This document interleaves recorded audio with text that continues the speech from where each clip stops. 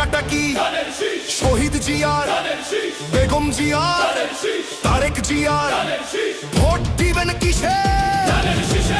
ধানের শীষের জয় হবে নিশ্চয়।